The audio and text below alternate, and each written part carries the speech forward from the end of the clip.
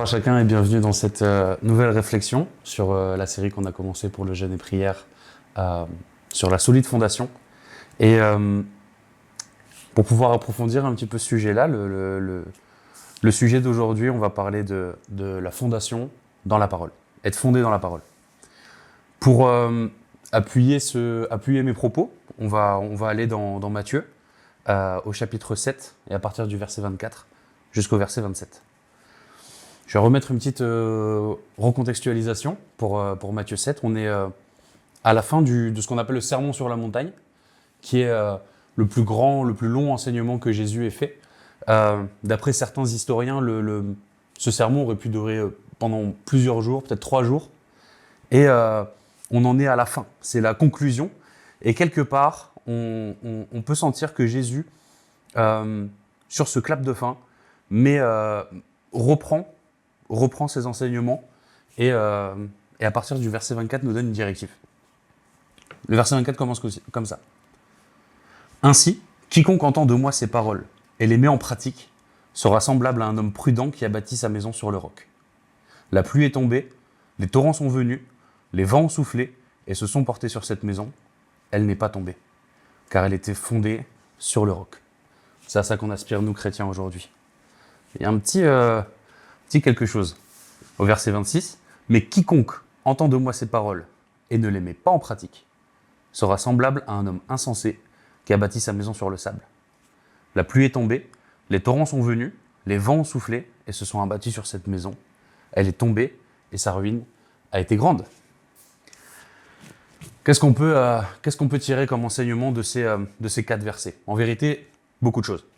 Comme je l'ai dit, Jésus met un clap de fin à plusieurs jours d'enseignement. Et là, il est en train de dire que quiconque a entendu ces paroles, et ça compte pour nous aujourd'hui, puisqu'on peut les lire, quiconque a entendu ces paroles et choisi de les mettre en pratique sera semblable à un homme prudent qui a construit sa maison sur le roc. La fondation sur la parole de Dieu nous fait fonder notre vie et notre maison sur le roc. La première chose qu'on peut voir, c'est que c'est noir ou blanc. Pour le coup, il n'y a pas de demi-mesure, il n'y a pas de nuance de gris, c'est noir ou blanc. J'ai reçu ces enseignements, soit je les mets en pratique, soit je les mets pas en pratique. Et c'est un choix que j'ai à faire. Et en ce début d'année 2026, je pense que c'est bien qu'on puisse prendre un moment pour faire une rétrospective de ma vie chrétienne actuellement.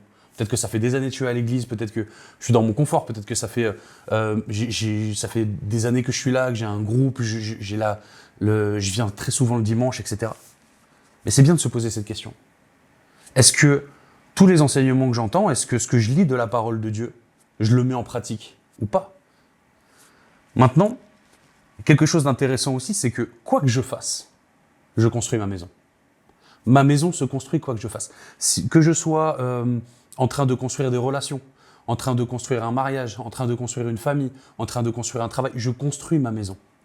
Mais sur quoi elle est construite? C'est ça qui est important. C'est de savoir se poser cette question-là. Sur quoi est-ce que je suis en train de bâtir ma maison?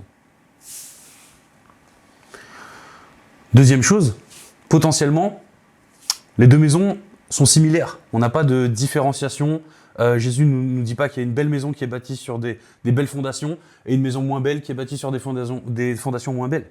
On est sur 2 maisons identiques. Peut-être vu de l'extérieur, peut-être que c'est des maisons qui ont la même forme, peut-être que c'est des maisons qui ont la même taille, peut-être que c'est même des maisons dans le même quartier. Et c'est comme 2 chrétiens. Je chante la même louange, j'utilise le même vocabulaire, je vais dans la même église. Mais Jésus ne parle pas de l'extérieur, il parle de la fondation. La fondation, ça ne se voit pas jusqu'au jour où ça compte. Et c'est le dernier enseignement qu'on peut tirer aujourd'hui, c'est que la tempête est inévitable. Dans tous les cas, je ferai face à la tempête. Dans tous les cas, mes fondations seront éprouvées. La pluie est tombée, les torrents sont venus, les vents ont soufflé. Jésus, il n'est pas en train de dire si la tempête vient, il est en train de dire quand la tempête viendra. Et peut-être qu'il y aura des crises, peut-être qu'il y aura des tentations, peut-être qu'il y aura des épreuves, peut-être qu'il y aura des doutes, des souffrances, des échecs. Mais être chrétien, ça ne nous évite pas la tempête. Et la foi, c'est pas une assurance anti-problème. La différence, ne se voit pas avant la tempête. La différence de fondation ne se voit pas avant la tempête. Alors il est important qu'on se pose cette question aujourd'hui. Sur quoi est-ce que ma foi est basée? Qu'est-ce que c'est le roc?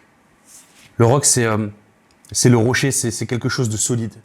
Jésus, il est très précis. Il est celui qui entend ses paroles et qui les met en pratique. Le problème, c'est même pas de lire la parole de Dieu, c'est même pas d'être assidu dans le fait d'écouter des prédications, c'est même pas prendre des notes pendant les messages. Le danger, c'est de confondre la connaissance avec l'obéissance. L'obéissance, elle est fondamentale.